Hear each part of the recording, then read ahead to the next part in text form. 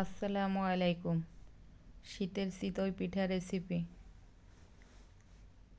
এবারে শীতটা বেশি একটা পড়েনি, আর খুলনাতে তো একটু শীত কমই পড়তেছে মনে হচ্ছে। তাহলে কি চিতই পিঠা খাওয়া হবে না? তাই তো চিতই পিঠা তৈরি করতে চলে আসলাম। চিতই পিঠা তৈরি করতে আব্দুল্লাহও চলে আসলো। এই উপরে এই চুলাতে কোনো কিছু রান্না করতে গেলে বা বিশেষ করে পিঠাই তৈরি করি, পিঠা তৈরি করতে আসলে আব্দুল্লাহ অনেক খুশি হয়, কারণ চুলাতে একটু কাগজ ছিঁড়ে দেওয়ার জন্য।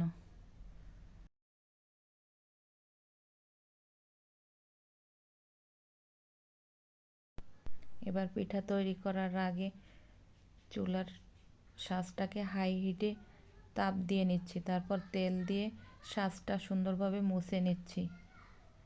মুছে আবার ঢাকনা দিয়ে ঢেকে রাখবো। পর্যাপ্ত তাপ দেওয়ার পরে পিঠার ব্যাটারটা এবার আস্তে আস্তে সাজে দিয়ে দেব। অল্প অল্প করে সাজে দিয়ে ঢাকনা দিয়ে দেব। প্রথমবারের পিঠাটা বেশি একটা ভালো হয় না।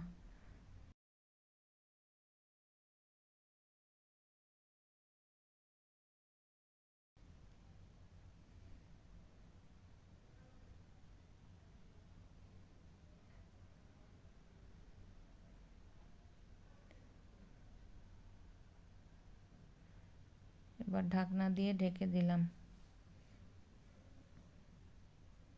কিছুক্ষণ জাল দেওয়ার পরে ঢাকনা তুলে দেখব কেমন হয়েছে পিঠাটা।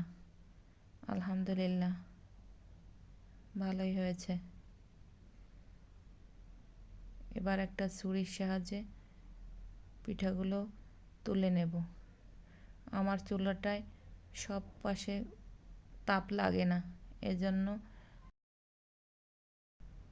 চুলার বাইরের সাইডের দিকটা একটু কম ফোলে, লেগে লেগে যায়। আলহামদুলিল্লাহ, পিঠাটা ভালোই হয়েছে। প্রথম পিঠাটা অল্প ফুলছে, কিন্তু ভিতরে কাঁচা নেই পিঠাটা।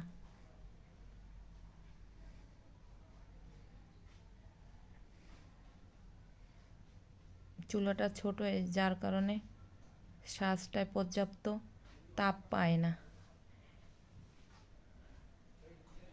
উপরটা অনেক বেশি না ফুললেও নিচেটা শক্ত ক্রিস্পি অনেক সুন্দর হয়েছিল আলহামদুলিল্লাহ। পিঠা তৈরি করতে করতে সন্ধ্যা হয়ে গিয়েছিল। এখানে পর্যাপ্ত আলো ছিল না, তাই আগের পিঠাগুলো দেখাতে পারলাম না, ওইগুলো ভিজিয়ে ফেলছি। এবার শেষের পিঠাগুলো একবার একটু দেখিয়ে দিলাম। শেষের পিঠাটা বেশি একটা ফোলেনি, তবে আলহামদুলিল্লাহ ভালোই হয়েছে।